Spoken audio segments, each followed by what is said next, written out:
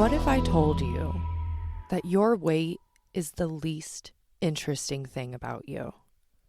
Not your kindness, not your strength, not your impact, but a number on a scale. And yet, somehow, we've let this number decide who's healthy, who's disciplined, and who's worthy. And today, I'm calling that out because the skinny equals healthy narrative, it's not just outdated, it's harmful, and it's making a comeback in a big way. So, I'm going there.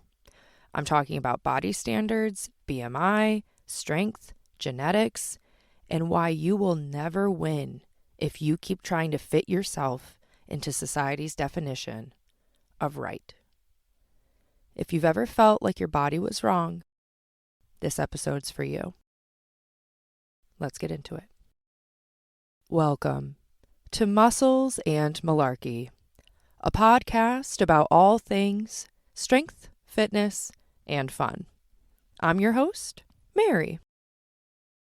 Today's episode is a bit of a fire-up, hard on my sleeve kind of conversation because I'm tired. I'm tired of the narrative that's creeping, honestly, it's not even creeping in, it is fully back. The idea that smaller automatically means better, that a number on a scale somehow determines your worth, your health, your discipline, your value as a human being. And we need to talk about it. We cannot determine someone's health based on their size. Full stop. Because it goes both ways. Someone in a smaller body is automatically labeled healthy, while someone in a larger body is labeled unhealthy. But what does healthy even mean? Healthy is not just how you look. It's how you feel. It's your energy levels, your mental health, your emotional well-being. And none of that is measured by a number on the scale. You can be someone who is conventionally, quote unquote, skinny and be completely unhealthy. And you can be someone who is conventionally, quote unquote, bigger and be extremely healthy. Your weight is the least interesting thing about you. It doesn't tell me how kind you are. It doesn't tell me how strong you are, physically or mentally. It doesn't tell me how many people you've helped or made laugh or shown up for when they needed it the most. It doesn't measure your character, your morals, your impact. There is so much more to you than a number. And I implore you to listen to that, hear it, and believe it. Because here's the thing, right? Women can never win. If you're too skinny, you get judged. If you're too big, you get judged. If you have muscle, you get judged. Yep,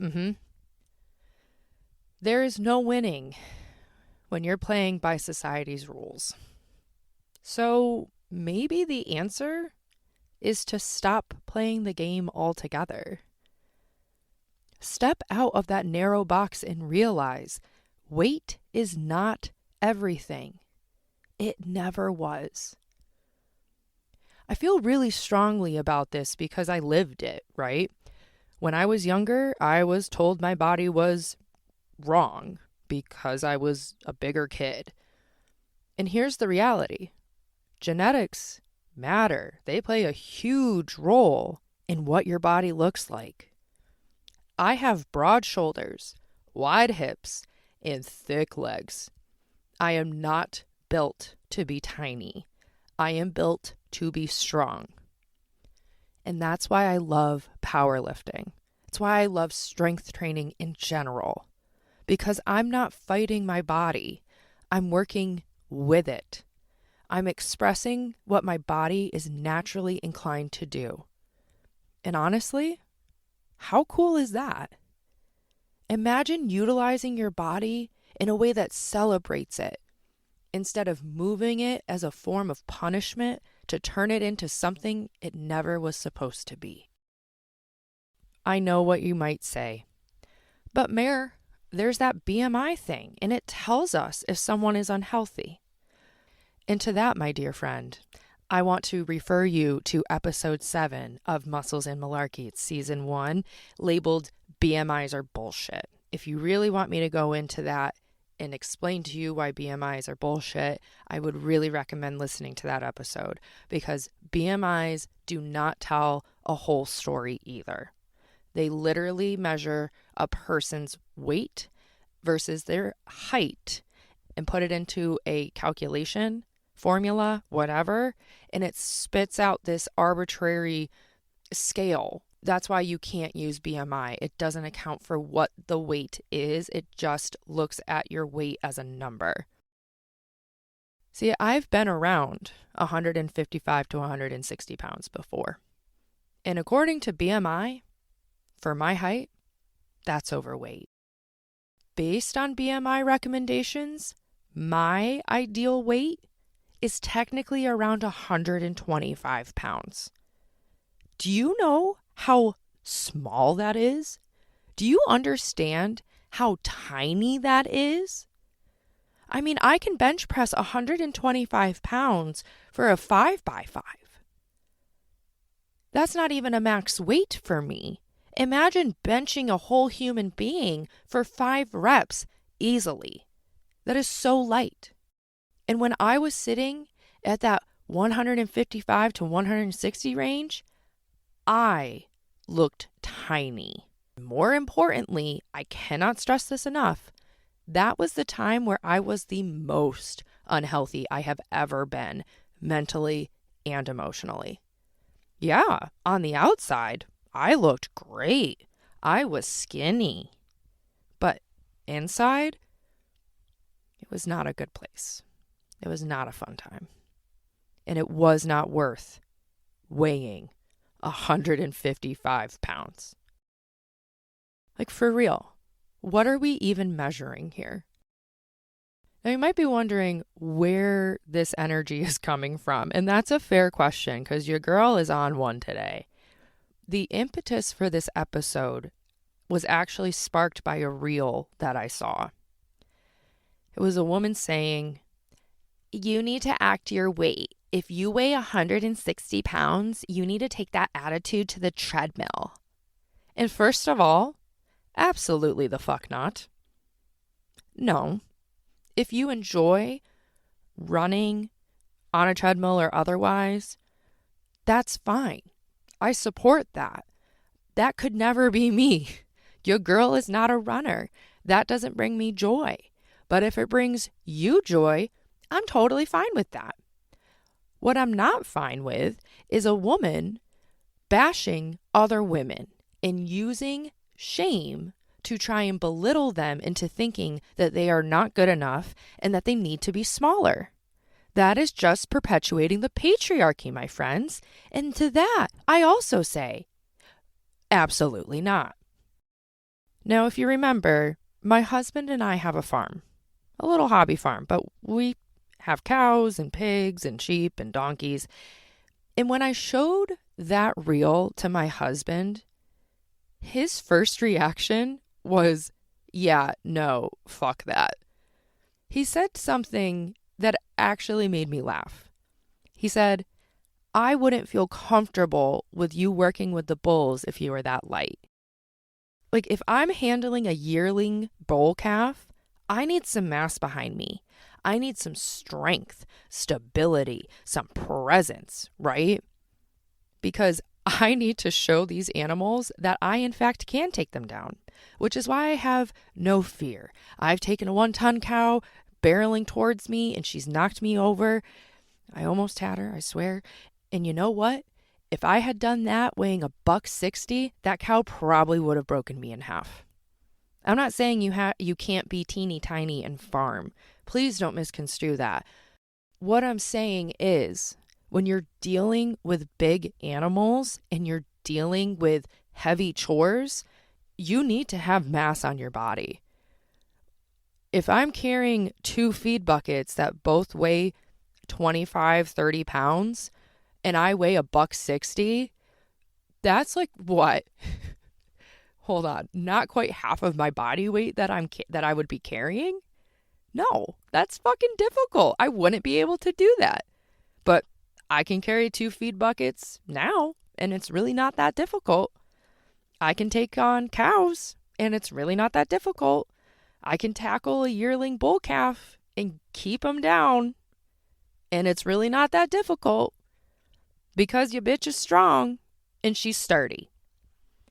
So this is what I'm saying, guys. That number on the scale, it actually serves a purpose. Just because it's higher doesn't mean it's bad. I know this conversation has been had before. I am not the first one to bring this into your ears. But here's the thing. We need to keep having these conversations because there are still people who think fat is the worst thing that you can call someone, who think that women should take up as little space as possible.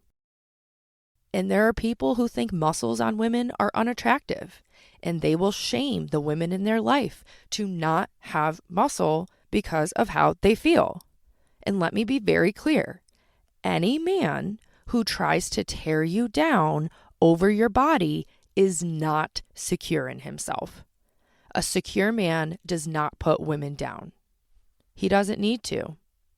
So the next time some Chad on the internet calls you fat, just remember he's definitely projecting some insecurities onto you because God forbid you exist in a bigger body and you appreciate and love it. Here's the bottom line. The amount of mental energy being spent on shrinking your body, on perfecting your appearance, that energy could be and should be used for so much more. Yes, we absolutely should care about our health. And yes, we should absolutely care about our longevity. But that comes from balance, not obsession.